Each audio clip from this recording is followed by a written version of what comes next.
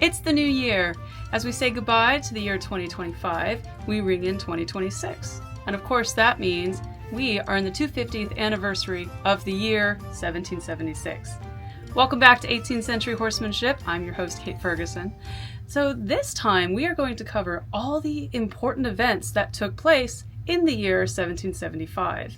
That is when the war officially started. I was lucky enough to go to several events this year that were the anniversary of some of those battles, so we're going to cover some of those in this video.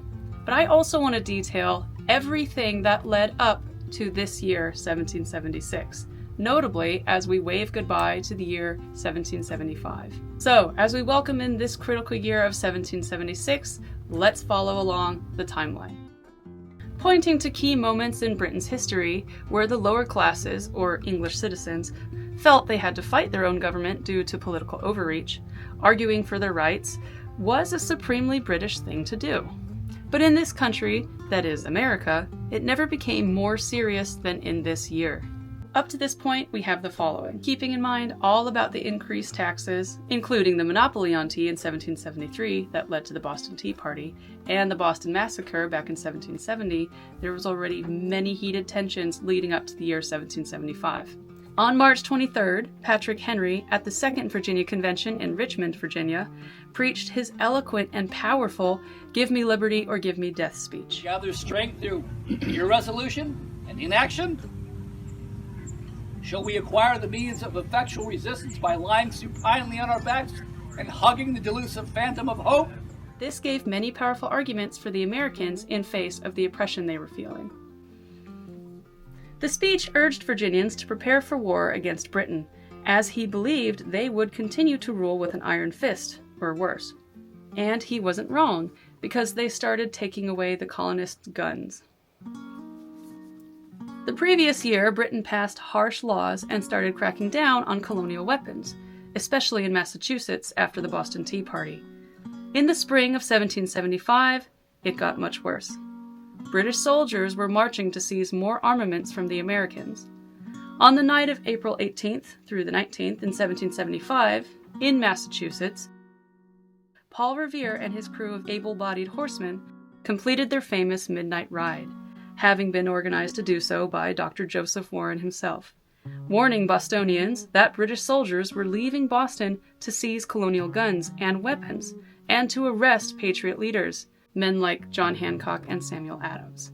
So anyone opposing this military overreach of seizing their weapons was at risk. And here we have the outbreak of war in which fighting began. The first armed conflicts between British troops and colonial militias took place after the "shot heard round the world," with the battles of Lexington and Concord.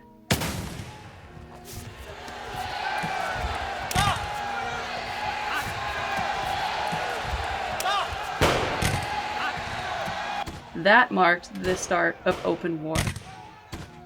The result of which was Patriot victories, in which British troops were forced to retreat back to Boston.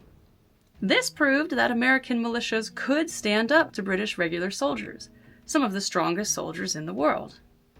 It also later led to the Siege of Boston, as thousands of colonial militiamen marched to surround the city in order to take it back and protect any Patriot strongholds inside. This was followed by the gunpowder incident further south in Virginia. On April 21st, the Virginia Governor Lord Dunmore in Williamsburg, the capital of Virginia, John Murray, Lord Dunmore. Current governor of Virginia by appointment from the Crown. They know that. Everyone knows who I am. Well, as a result of this affair in Massachusetts, he was worried that Virginians would rebel too. he secretly removed gunpowder from the town's magazine in Williamsburg. What was the public magazine? This is where colonists could access the weapons and black powder as they needed. Because remember, going back to the 1600s, defending your town or your state with public gunpowder was critical to the people's survival, for both Indian warfare and other external dangers. But Lord Dunmore also saw the danger in this. Dunmore claimed he removed it to prevent a slave uprising, but most colonists believe his real goal was to disarm the militia. If Virginians were not outraged before, this certainly sparked their anger. The colonists were outraged at his response. So, afraid for their rights, they organized their militias. Patrick Henry then led militia forces to demand the return of the gunpowder, or at least compensation for it. To avoid violence, Dunmore offered to recompense the gunpowder, which stopped Henry's march to Williamsburg in New Kent with his militias. This quieted the mood for the time, but trust for the Loyalist governor was well broken. All of this and more led to broad mobilization for the citizens. That is, they formed the militias. As Minutemen organized and mobilized, local militias across the colonies prepared to fight on short notice.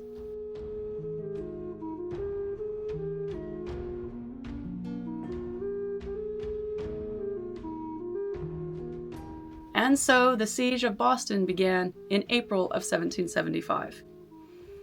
Colonial forces surrounded British troops in Boston after Lexington and Concord. This siege would take place for the rest of the year. On May 10th, the Green Mountain Boys, who was Vermont militia, led by Ethan Allen and Benedict Arnold, captured the highly prized military site Fort Ticonderoga. Capturing it from the British was very important because of its strategic location. It's set in upstate New York at the southern end of Lake Champlain, near the border with Vermont. Also important was its many pieces of artillery and its symbolic value, as capturing the fort without much bloodshed, which they did achieve, was a huge psychological win, inspiring people in the colonies to join the fight against Britain's oppression. Now, the political evolution in this country took place during the year 1775 as well. The Second Continental Congress was formed in May of 1775. See, the First Continental Congress was created in 1774, when tensions with Britain started rising, and in response to the Intolerable Acts. If you want more information on the Intolerable Acts, see the video I posted last year on taxes of tea. Well, Congress's main goal was to coordinate a colonial response without declaring independence. They would petition King George III, their monarch, for redress of their grievances, and they coordinated economic boycotts, like the Continental Association. This was to help the economy that was being oppressed by their overseas government. This First Continental Congress disbanded after completing its purpose of petitioning the king and boycotting British goods. After finishing those actions, the Congress adjourned. Before leaving, they agreed that if Britain didn't fix the problems, they would meet again. This was all in 1774. And so, 1775. Colonial leaders gathered in Philadelphia, forming the Second Continental Congress to manage the crises that had taken place so far. It was this year Congress officially began acting like a national government. They needed to manage the war effort, and they would gradually recognize that independence was likely.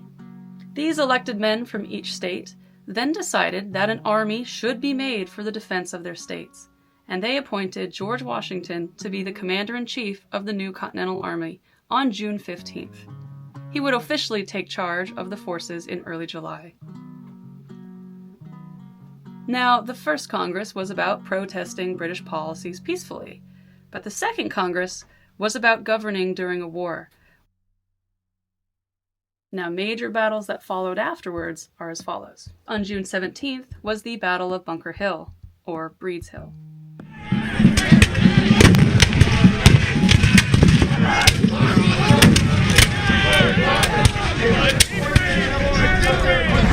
It looks like the intensity of the American musketry British forces won the battle but suffered heavy casualties, proving colonial forces could once again stand up to the British Army. It was here that Dr. Joseph Warren was killed, holding the line for his men.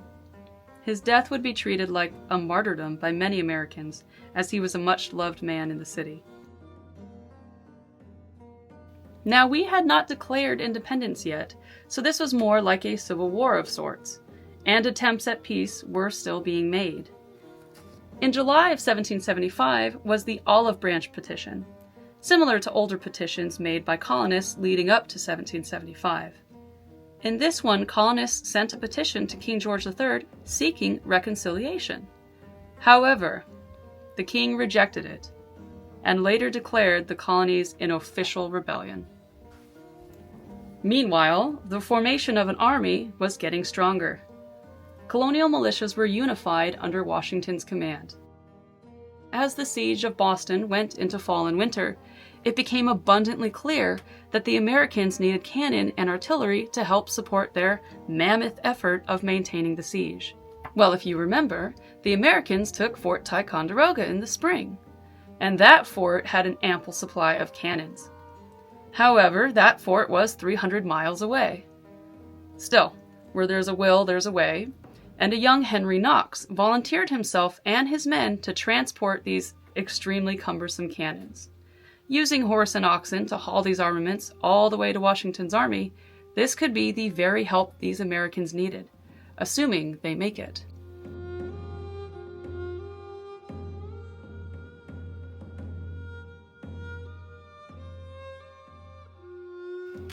Next, on November 7th, 1775, came Lord Dunmore's proclamation.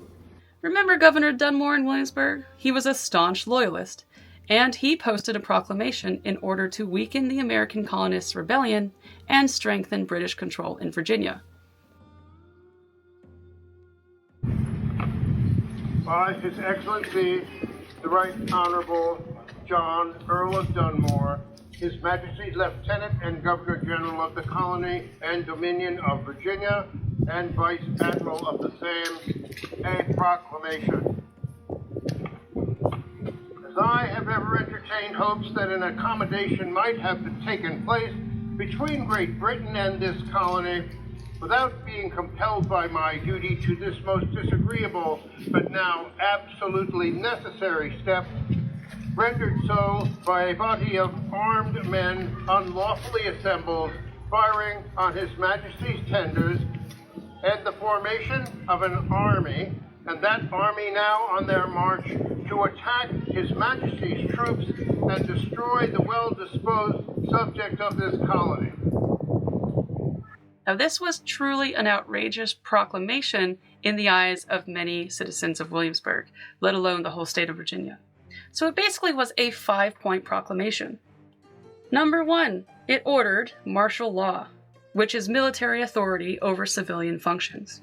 2, for every person capable of bearing arms to serve in the British military. 3, that all rebellious citizens will have their land confiscated. Number 4, that any indentured servants or people who were slaves pertaining to rebels who were able to bear arms, that they also joined the British Army to fight Americans and get their freedoms in return. Number 5, that anyone loyal to the Crown so ordered to not pay taxes or land rents to the rebel colonial government, but that they keep that money in their own possession instead. This proclamation was little more than a deeply insulting and degrading military tactic aimed at citizens, hurting the Patriots while boosting the British Army.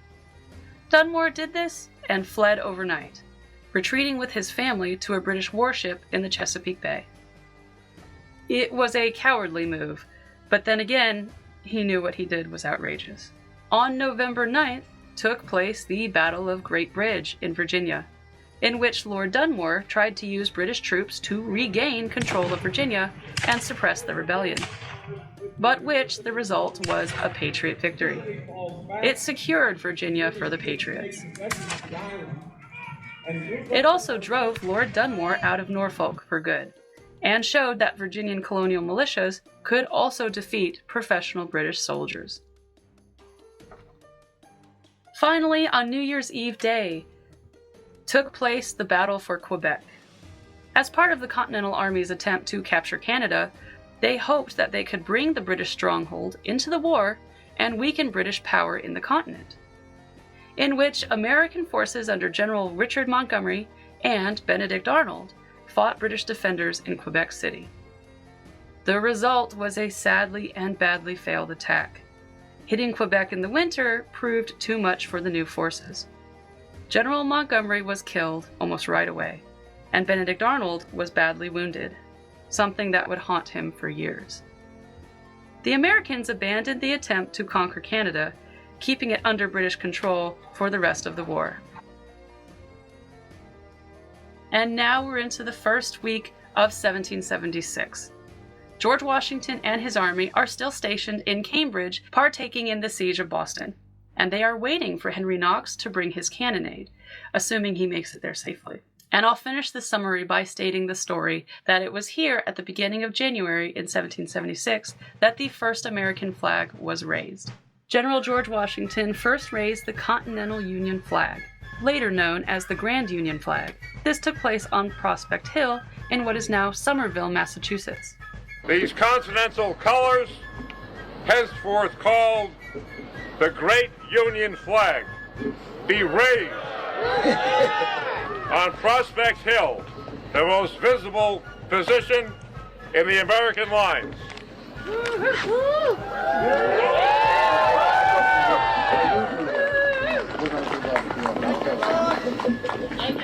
It had a field of 13 red and white stripes and the British Union flag in the canton, because remember, there's a part of us still hoping we can reconcile with Britain. This flag would serve as our nation's flag until 1777.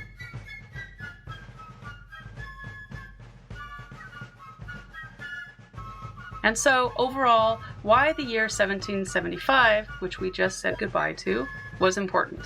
It marked the transition from American protests to full-scale war. Colonists were not yet seeking independence, but fighting had begun. Ultimately, it set the stage for the Declaration of Independence, which would take place this summer. And so, Happy New Year! As we transition into this 250th anniversary of the year 1776, that is 2026. Stay tuned for all the events that I'll be covering this year, as I will try to get every 250th event and major battle that happened. You can also follow me on Facebook, where I'll be posting daily events that took place in Washington's time 250 years ago. So huzzah, thanks for watching, and let's get ready for our independence.